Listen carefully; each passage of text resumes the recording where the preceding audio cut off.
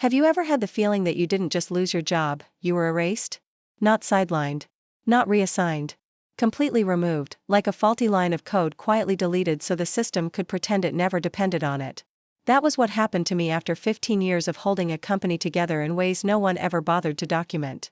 They didn't shout. They didn't accuse. They didn't even explain. They simply decided I was no longer necessary. My name was Marianne Rowe. At least, it was, right up until the morning my access stopped working.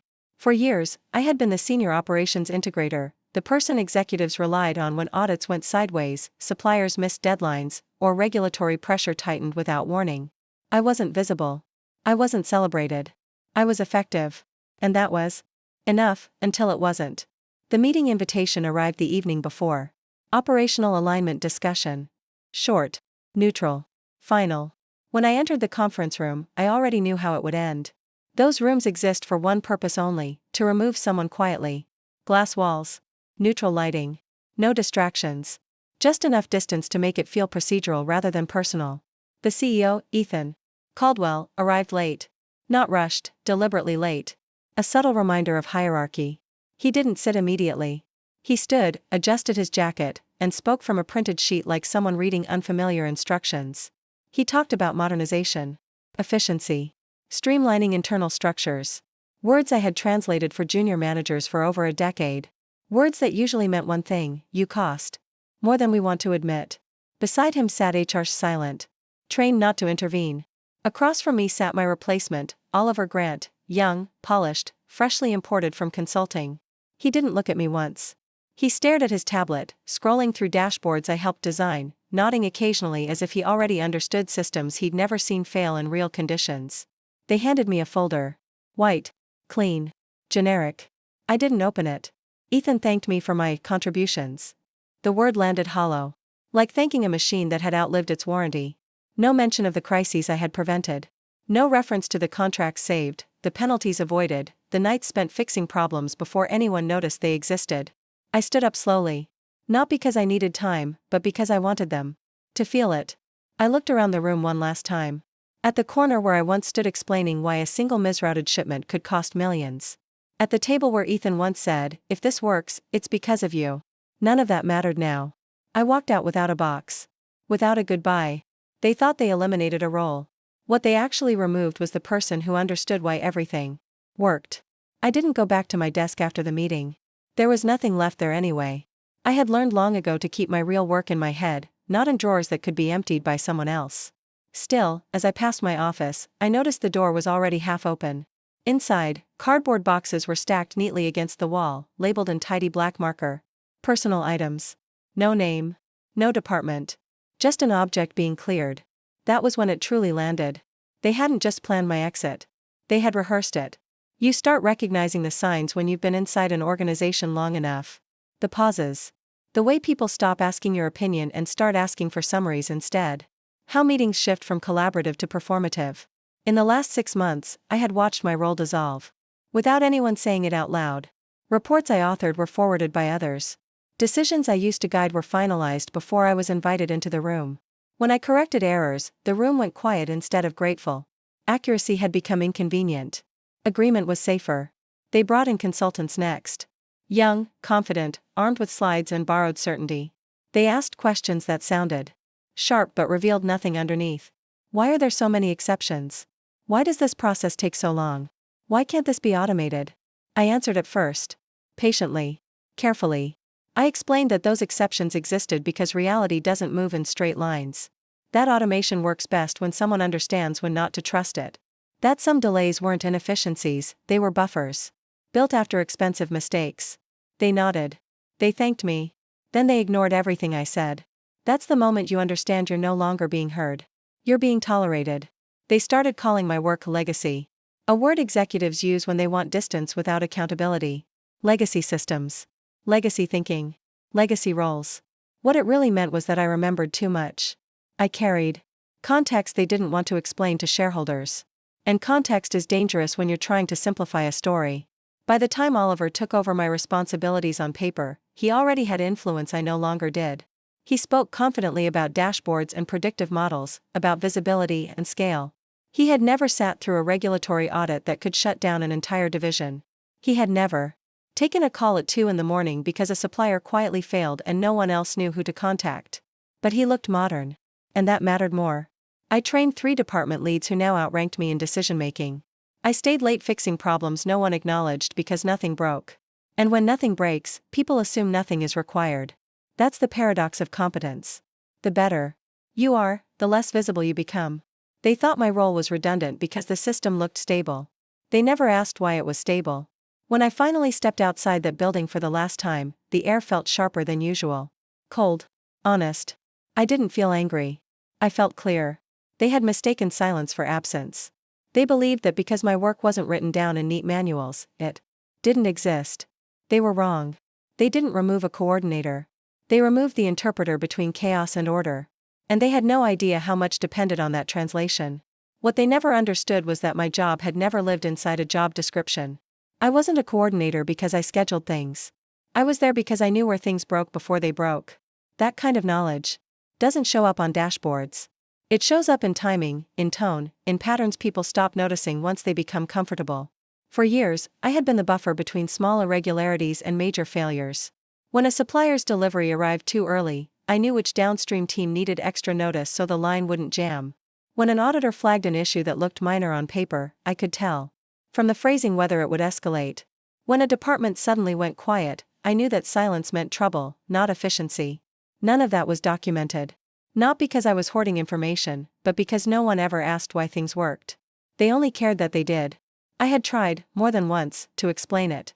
Not in meetings where everything turns performative, but in quiet moments. I offered to create bridge documentation, context guides, notes explaining why certain safeguards existed, why some procedures looked inefficient but saved the company millions over time. The response was always the same. Too complex. Too slow. Too hard to scale. They wanted plug-and-play certainty. My work was never plug-and-play. It was adaptive. Human. Built on remembering what had nearly gone wrong. Before anyone else noticed. The irony is that they thought digitizing everything would free them. They believed if they wiped out individual dependency and replaced it with tools, they'd finally be safe. What they didn't realize was that tools without memory don't protect you. They only react. Efficiency without context is just ignorance with a clean interface. I carried years of invisible data in my head. Who to call instead of filing a ticket that would sit unanswered? Which vendor always slipped during holiday weeks because staffing quietly dropped? Which compliance officer asked trick questions during reviews? Which internal team cut corners when deadlines tightened? I didn't memorize these things out of loyalty. I memorized them because no one else did. When a shipment rerouted at the last minute to avoid a regional shutdown, I didn't document it. There was no time. When a record discrepancy appeared in an audit, I fixed it before it was flagged because I recognized the pattern. When a system lagged without triggering alerts, I knew it was about to fail, because it always did under the same conditions. They saw stability and assumed automation created it. They never saw the rhythm underneath. When they removed me, they didn't just lose data. They lost timing. They lost intuition. They lost the ability to sense danger before it announced itself. And that loss doesn't show up immediately. It arrives quietly, weeks later, when small things stop lining up. They erased what they couldn't see, convinced the surface was enough. But cracks don't start on the surface. They start in coordination, in misaligned expectations, in context stripped away piece by piece. I didn't warn them. I didn't send a message explaining what they'd lose. They had already decided memory was expendable. Letting them learn otherwise wasn't revenge. It was consequence. Because when you delete the map, you don't just lose your direction. You lose the roads you didn't know were holding everything together. The first signs didn't arrive as disasters. They never do. They showed up as delays that felt insignificant, emails that went unanswered a little longer than usual, approvals that required one extra follow-up. Small frictions. The kind executives ignore because nothing is technically broken. But friction accumulates. A shipment arrived early without notice and sat too long at intake, blocking a downstream process no one realized depended on that timing. A compliance review flagged minor inconsistencies that would normally be resolved quietly, but now lingered long enough to draw attention. A vendor missed a response window because the one person who knew to call them directly was no longer on the chain. Oliver didn't notice. How could he? His dashboard showed green. His models assumed linear behavior. They always do. People don't. The organization had become reactive instead of anticipatory. Problems were no longer intercepted. They were addressed after impact. And once that shift happens, recovery becomes expensive. 3 weeks after my departure, I received a message on LinkedIn from someone I barely remembered meeting. Lena Hart, founder of a small compliance analytics startup, focused on aerospace contractors. Her message was short, careful, and didn't sound like a pitch. You once mentioned systems that think in context, not metrics. Are you still working on that? I didn't respond immediately. Not out of bitterness. Out of exhaustion. I had spent years explaining myself to people who only listened when failure was imminent. I wasn't eager to repeat that pattern. Then, she followed up with a voice note. One sentence. I don't need your history. I need how your mind works. That stopped me. We met a few days later in a quiet cafe that smelled like burnt coffee and ambition. No glass walls. No branded notebooks. Just questions. Real ones. She didn't ask what I had built. She asked what had almost broken. Where systems lie. Where assumptions fail. Where people quietly compensate for design flaws until they can't anymore. I answered honestly, because she wasn't trying to simplify my answers. She was trying to understand them. She didn't offer a title. She didn't offer equity up front. She offered space. Space to think. Space to design something without needing to defend complexity to people who feared it. I joined their planning sessions at first as an observer. Then as a contributor. Then as the person others deferred to when conversation stalled. For the first time in years, I wasn't translating risk into palatable language. I was allowed to describe it as it actually behaved. We began sketching something different. Not another monitoring tool. Not another compliance tracker. A system built around memory. Around context. Around the understanding that failures announce themselves long before metrics react, if you know where to listen. I wasn't rebuilding what I lost. I was finally building what I was never allowed to create. We didn't start with a product. We started with questions no one wanted to ask because the answers were uncomfortable. What breaks first when pressure builds? Where do people improvise without telling anyone? Which safeguards exist only because someone remembers a past disaster that never made it into a report? I began calling them silent fractures. Not errors. Not failures. The places where systems appear healthy while quietly relying on human compensation. Most platforms punish deviation. Ours needed to recognize it. Lena gave the concept a name later. Pulse. Not because it measured performance, but because it listened for changes in rhythm. Pulse didn't scream when something failed. It noticed when behavior shifted. When response times shortened unnaturally. When language and internal messages became clipped. When approvals accelerated in ways that suggested shortcuts rather than efficiency. We built it slowly. Deliberately. No flashy interface. No promises of disruption. Just layers of context stacked on top of data that already existed but was never interpreted correctly. Historical patterns. Behavioral thresholds. Signals most dashboards were designed to ignore. I poured years of unspoken knowledge into the architecture. Not specifics from my old company, but principles shaped by experience. How teams behave before audits. How vendors communicate when they're hiding something. How compliance risk increases not when activity spikes, but when it drops too neatly. The engineers didn't push back. They asked follow-up questions. They wanted examples. They tested assumptions. For once, no one told me it was too complicated. They understood that simplicity without understanding is just decoration. Within weeks, Pulse began surfacing things that surprised even us. Patterns no one noticed because they were trained to watch the wrong indicators. A defense contractor flagged for potential audit exposure 3 weeks before regulators even initiated contact. A supplier reliability issue predicted not by missed deadlines, but by changes in tone from a single regional manager. We didn't advertise. We didn't announce a launch. The first companies came through quiet referrals. Conversations between people who had been burned before. The kind who didn't want promises. They wanted prevention.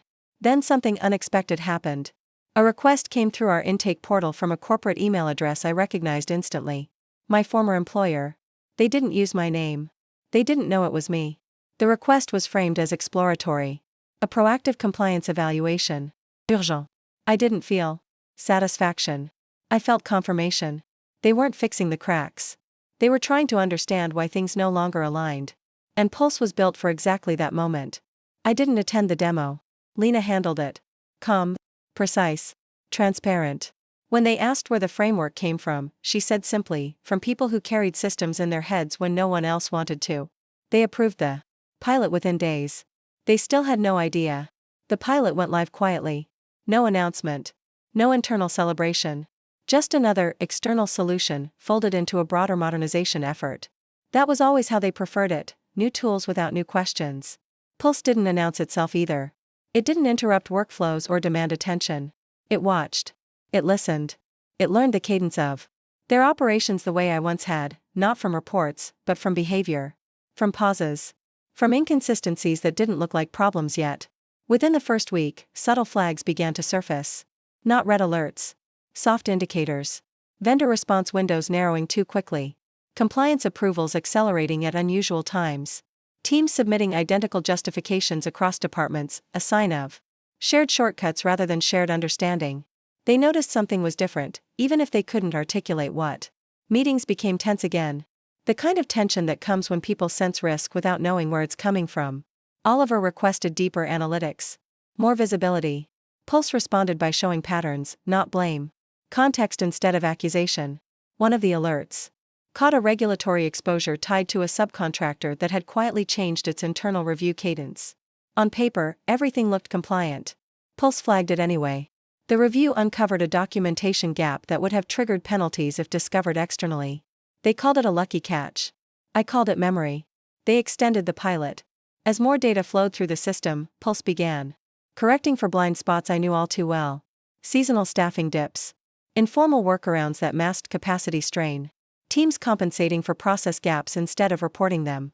The same dynamics I had once managed through instinct were now visible, translated into signals leadership could understand without ever knowing where they came from. I watched from a distance as Pulse stabilized.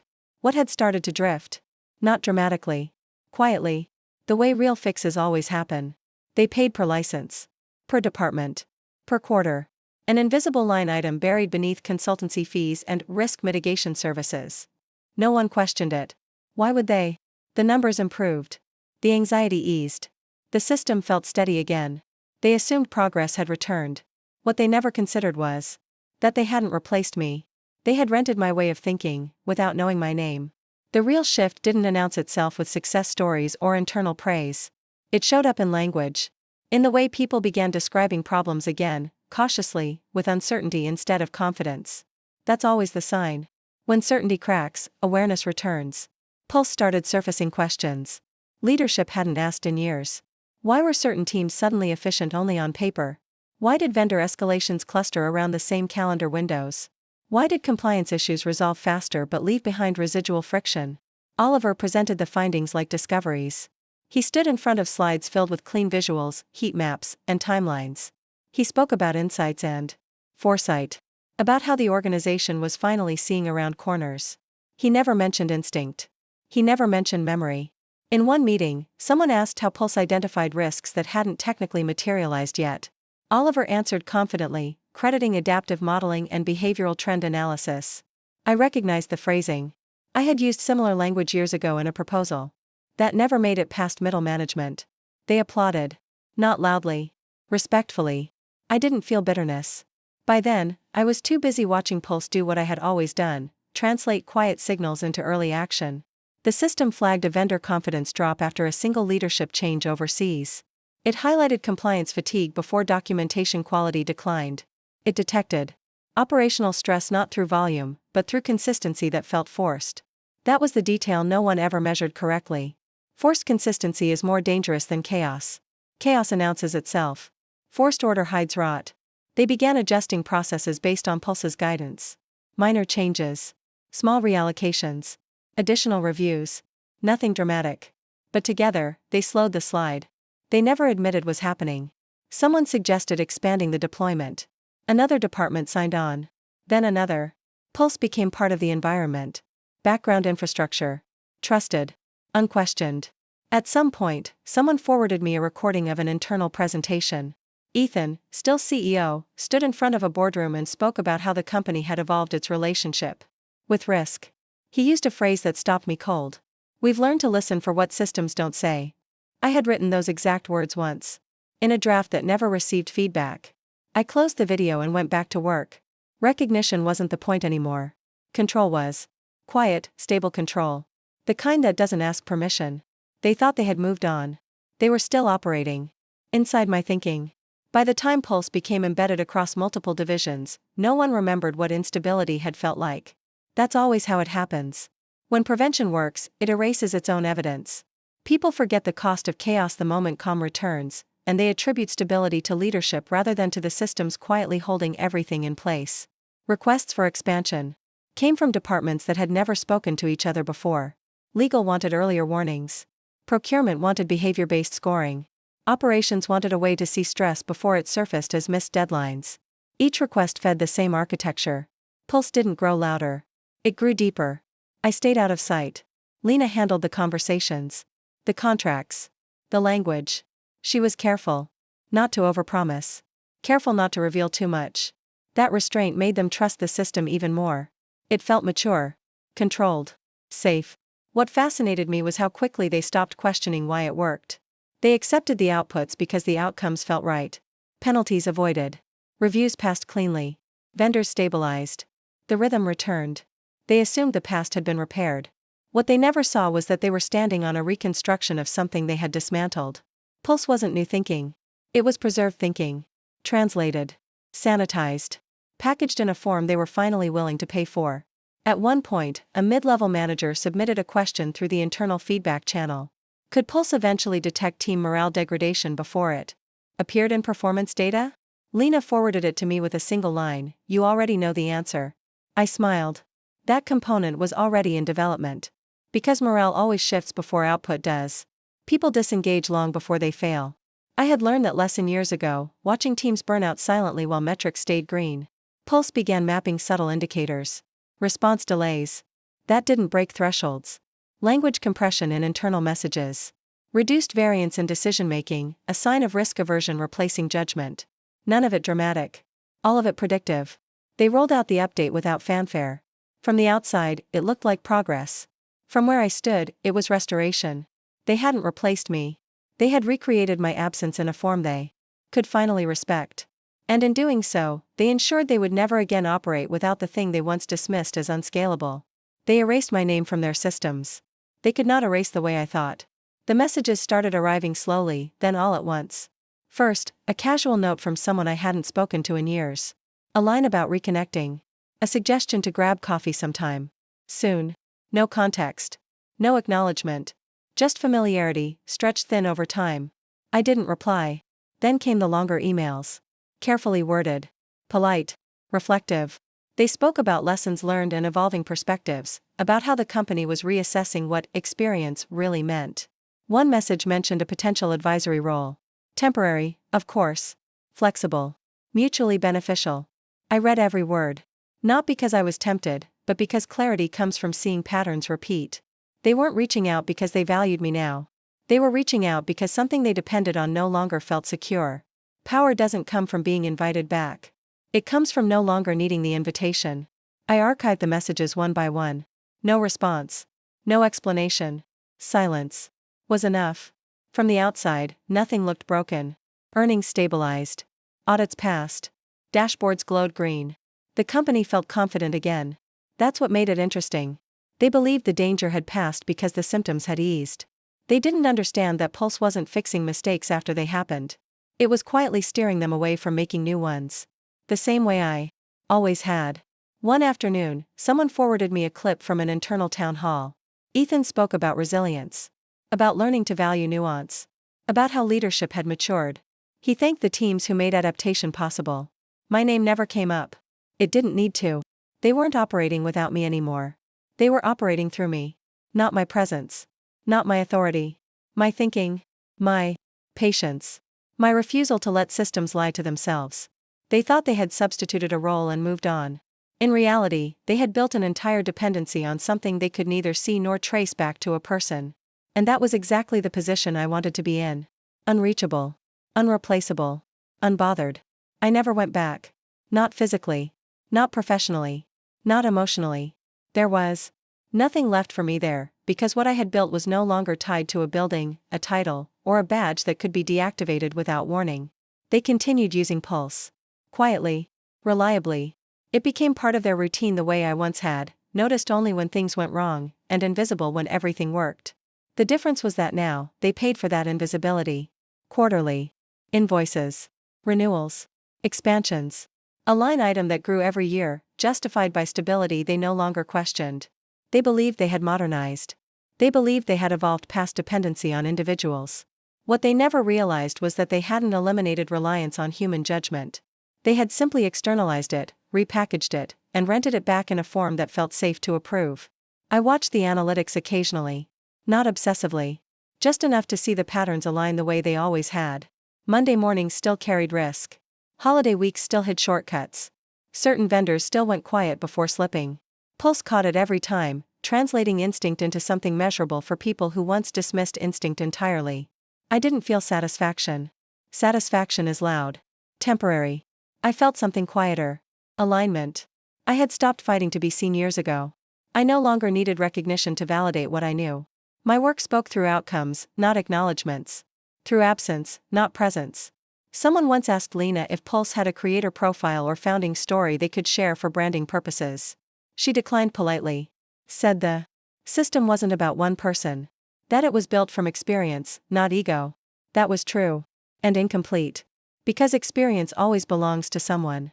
Even when their name is removed. I never corrected the narrative.